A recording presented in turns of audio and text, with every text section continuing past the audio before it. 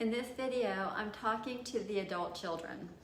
And this is about how can you help create a healthy adult relationship with your mom and dad and help them to see you as an adult.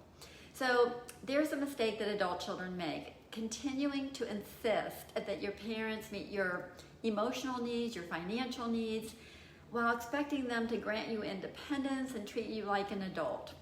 The parent's mistake is trying to keep the same relationship they had with us or with you when you were little, yet they can't understand why you're not growing up and not acting like an adult.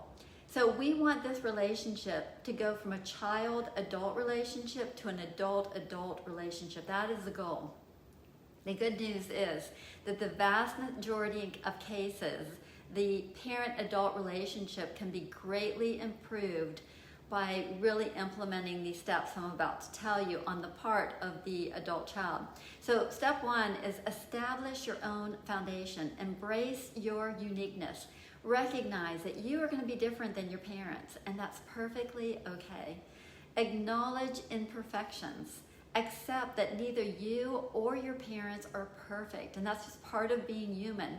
So you're going to have conflict, and you're going to have to work through things, but that's going to help you grow. Take ownership of your life. Reflect on the challenges of your upbringing, acknowledge them, heal from them, but make a conscious effort to move forward. And then understand your parents' perspective. Recognize that your parents were shaped by their own life experiences, just as you were by yours. And then exercise your autonomy. As an adult, you do have a right to make your own choices, form your own opinions, and learn from your mistakes. But it is helpful to get and gain experience from others also. Influence your relationship. Remember, it's not all about your parents influencing you. You have the power to shape your relationship with your parents in a good way, even though you'll always be the kid. You can come in as an adult and really bridge that gap. So we want to break the cycle. And so doing that, we want to focus on our own behavior, and instead of trying to change our parents, consider how you can adjust your behavior to improve your interactions with them. Set clear boundaries. While you can't change your parents, you can establish limits. And this should just be done in every relationship. Communicate clearly when they cross your boundaries and define what is and isn't acceptable in future interactions. And ask if you are going against any of their boundaries. Avoid topics that are only going to cause problems. Steer clear of unresolved, painful subjects that only bring negativity. Those need to be discussed in an appropriate place.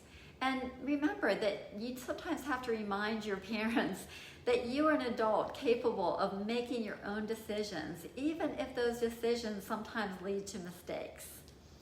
And then engage as equals. Find some shared interests and activities where you can interact on an equal footing. This is going to enhance your relationship. And address issues objectively as a team. When conflicts arise, and they will, treat them as external problems that we're going to solve together, rather than a personal attack or a battle to win. And then reduce your dependence on them. Avoid expecting your parents to handle tasks that adults should be doing, like making your appointments or picking up your dry cleaning. These expectations belong to the old parent-child dynamic, and you want to form that into an adult-adult dynamic. Be selective about when you ask them for advice. If you truly want it, ask for it, but don't ask if you don't want it. And then express gratitude and acknowledge and appreciate the things that your parents have done and continue to do for you. Make sure you're thanking them. Sometimes we take things for granted. Maintain contact as possible, even if the relationship is strained. Try to stay in touch, even if it's just through texts, emails, and voicemails. And in some extreme cases, and this usually is an extreme, despite our best efforts, these steps might not be enough.